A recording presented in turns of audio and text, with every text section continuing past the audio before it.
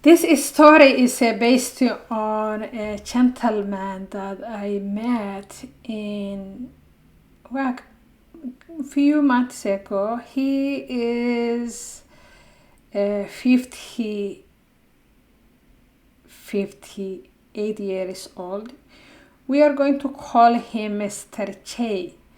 Mr. Che had a high blood pressure that goes to 180, very high blood pressure. So I first prescribe a hydralazine for Mr. Che on a BC step down unit. Okay, and he was a 58 years old male with a long-standing hypertension.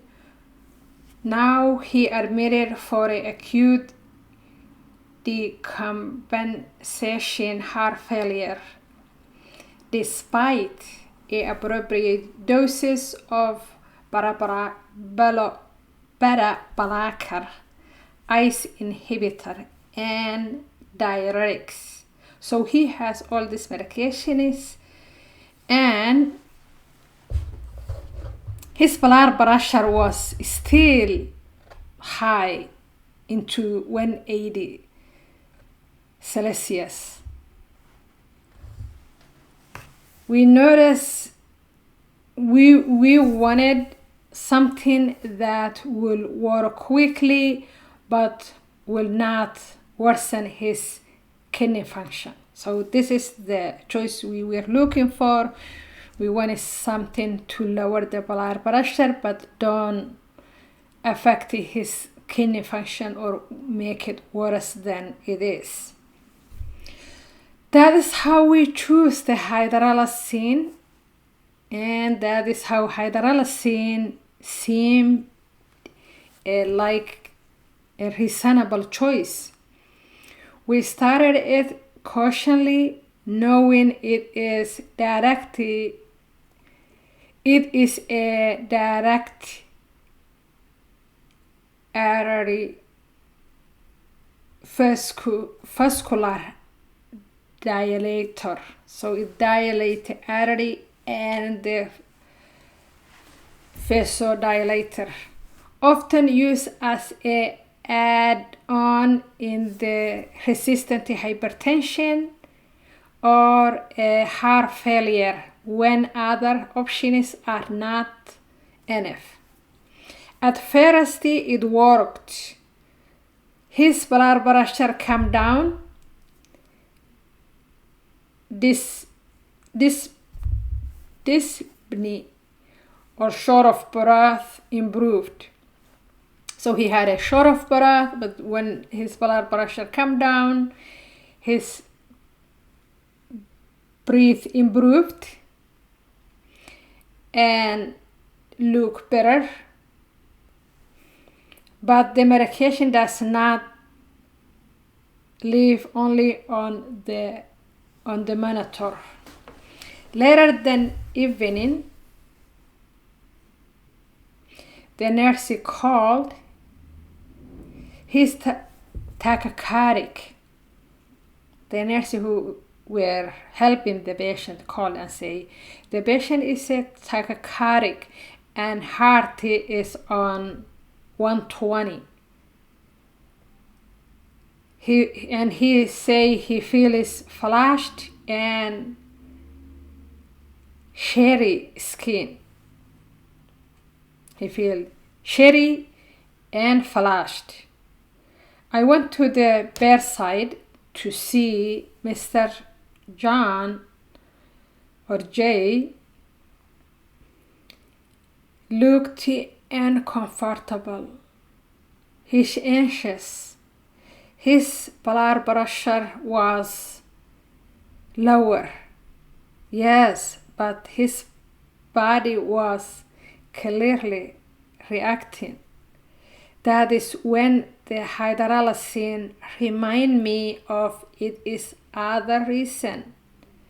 Lowering the blood pressure is not the same as achieving hemodynamic hemodynamic stability. Think about that. I review the mechanism again in my head. Artery dilation, blood receptor activation, reflex, tachycardia, and fluid retention if are not careful. Those are the side effects of the medication. We adjusted his beta blocker, reinforced diuretic dosing, and talked through expectation with the nurse.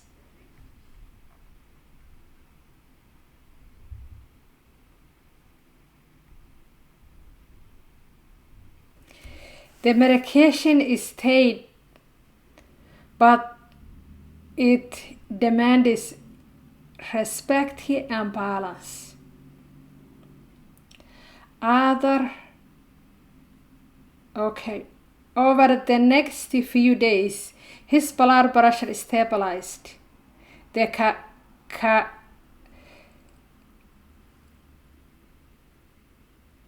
cardiac restored, tachycardia restored.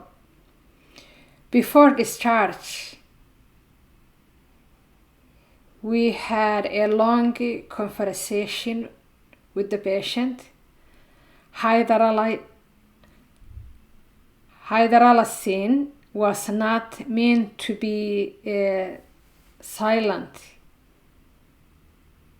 Set it and forget medication. So it's not set and forget medication. It's not set and forget medication. It requires multiple daily dosing, adjustment, monitoring. We discussed the side effects with the patient that include headache, heart palpitation, rare lupus-like symptoms, and why this was not always the first line long-term solution.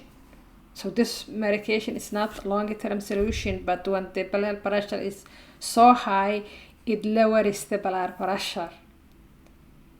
That case stick with me because hydralazine often emerges care quickly, late in the plan, but once it is there, it changes the physiology in very noticeable way. Hydralazine taught me this. Sometimes the medication that works the fastest is the one that requires the most vigilance and most monitoring. So the reflection question are, when using a hydralazine for resistant hypertension or heart failure, how do you anticipate mitigating a reflex, tachycardia, and fluid retention? And when should you reconsider it all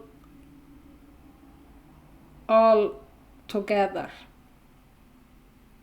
When do you should consider it all together? Thank you for joining me today.